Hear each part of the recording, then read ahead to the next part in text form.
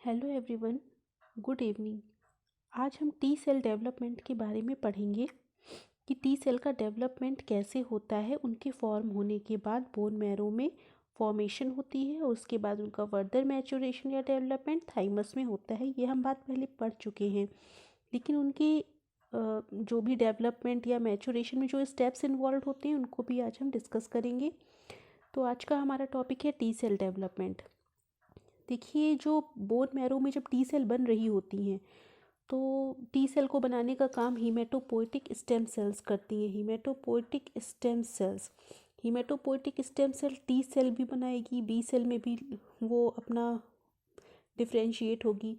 लेकिन हीमेटोपोइटिक stem cell को कैसे पता चलता है कि उसे टी सेल बनाना है या बी सेल बनाना है, या उसको टी सेल लीनिएज में जाना है या बी सेल लीनिएज में जाना है?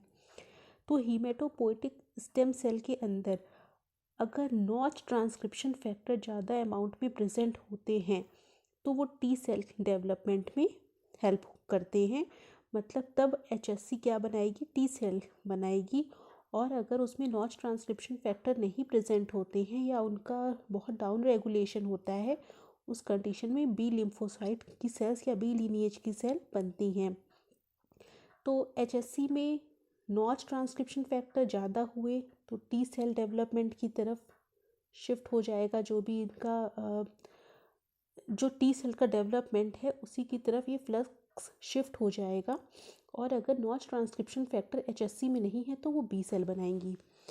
तो मैंने वही इसको हाईलाइट किया हुआ है कि नॉच 1 ट्रांसक्रिप्शन फैक्टर का ओवर एक्सप्रेशन हीमेटोपोइटिक सेल्स में टी सेल डेवलपमेंट के लिए रिस्पॉन्सिबल होता है। और अगर नॉच 1 नॉकआउट है, नॉकआउट का मतलब है एब्सेंट है, तो बी सेल डेवलपमेंट होगा बोन मैरो में by the activity of hematopoietic stem cell. तो ये तो बात हो गई ट्रांसक्रिप्शन फैक्टर की कि कौन से ट्रांसक्रिप्शन फैक्टर टी सेल के डेवलपमेंट में हेल्प करेंगे, उनकी बात हमने कर ली है।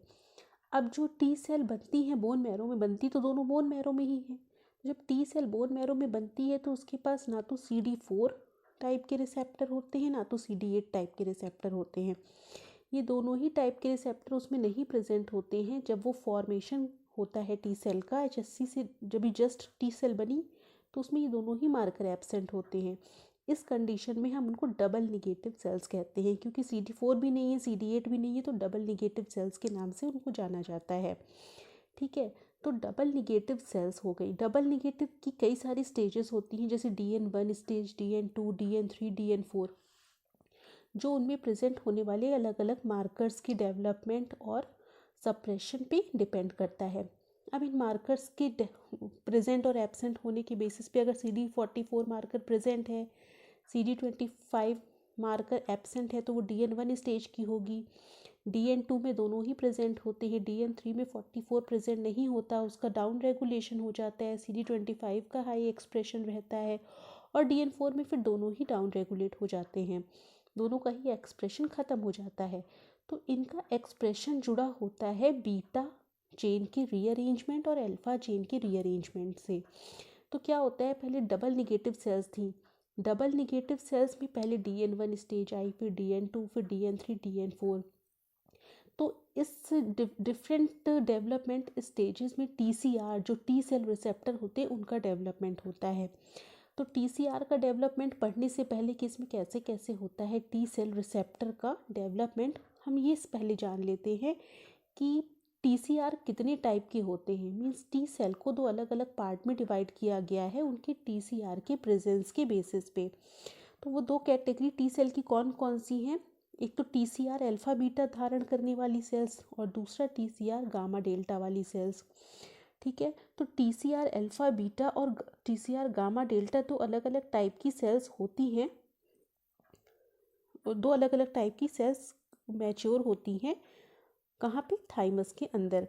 तो अगर अल्फा बीटा है तो अगर मान लीजिए टी सेल के ऊपर अल्फा बीटा टाइप का TCR है तो वो प्रोटीन एंटीजन को रिकॉग्नाइज करने का काम करेगा। और अगर TCR गामा डेल्टा है तो वो लिपिड टाइप के एंटीजन को रिकॉग्नाइज करने का काम करेगा।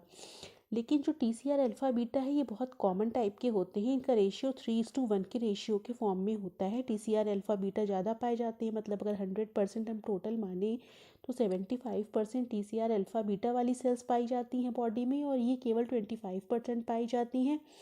और एक मैच्योर एडल्ट इंडिविजुअल में इसका नंबर और भी कम हो जाता है। फीटस में इसका नंबर ज़्यादा होता है, उसके बाद कम होता चला जाता है। ठीक है, तो ये दो टाइप की जो TCR पाए जाते हैं उनकी अलग अलग एंटीजन को रिकॉग्नाइज करने की कैपेसिटी भी होती है। तो इसमें ये ज़्यादा पाई जाती हैं, इसीलिए इनको dominant participants of adaptive immune response कहा जाता है। और इनका नंबर कम पाया जाता है, इसीलिए इनको हम क्या कहते हैं, एक तरह से इनका नंबर कम होता है।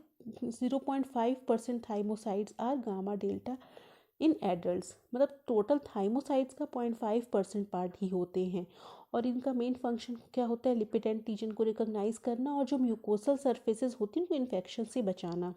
ठीक है, और इसमें लिखा हुआ है कि ये पहली टी सेल होती हैं जो फीटल डेवलपमेंट के दौरान बनती हैं। तो ये पॉइंट भी हमें याद रखना है कि ऐसी कौन सा टी सेल है, मतलब कौन सी टी सेल्स फीटल डेवलपमेंट के दौरान सबसे पहले बनती हैं, अल्फ़ा बीटा वाली कि गामा डेल्टा वाली। तो उसमें गामा डेल्टा सही होगा, अल्फ़ा बीटा भी ऑप्शन में रहेगा। तो हम लोग सोचते हैं अल्फ़ा बीटा ही ज़्यादा अमाउंट में पाई जा रही हैं तो वही वाली सेल्स पहले बनती होंगी, लेकिन ऐसा नहीं है।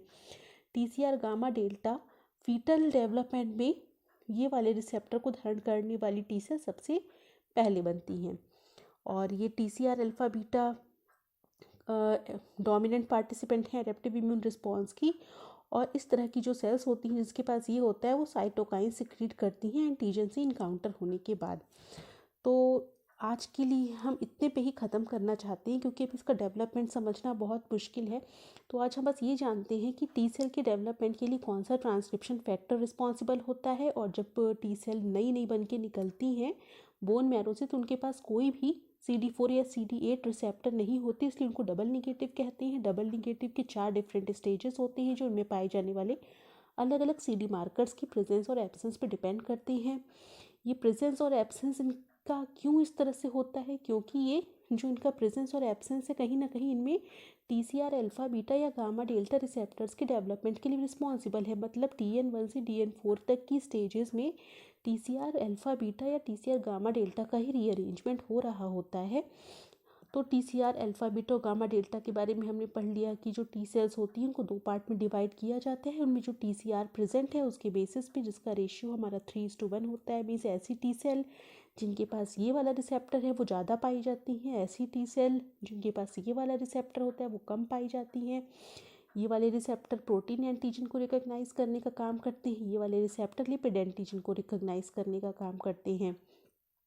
और ये वाले जो रिसेप्टर्स होते हैं ये protects mucosal tissue from infection, मतलब जो म्यूकस मेम्ब्रेन होती है उसको इन्फेक्शन से बचाते हैं। और इनकी खास बात ये होती है कि डोमिनेंट पार्टिसिपेंट है एडेप्टिव इम्यून रिस्पॉन्स की, और साइटोकाइन का सिक्रीशन करते हैं। ये वाले टी सेल्स जिनके पास ये वाला रिसेप्टर होता है वो साइटोकाइंस का सिक्रीशन करते हैं आफ्टर एंटीजन इनकाउंटर।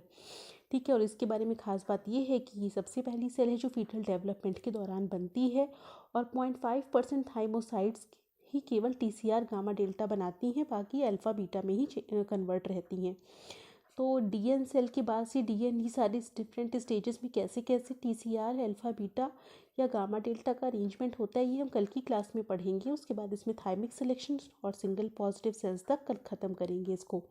आज इसका हमने ओवरव्यू देख लिया है कि हमें कहाँ से कैसे टी सेल का डेवलपमेंट स्टार्ट होता है, और दो अलग अलग टाइप के टी सेल रिसेप्टर के बारे में हमें जाना। तो आज के लिए इतना ही रखते हैं। Thank you.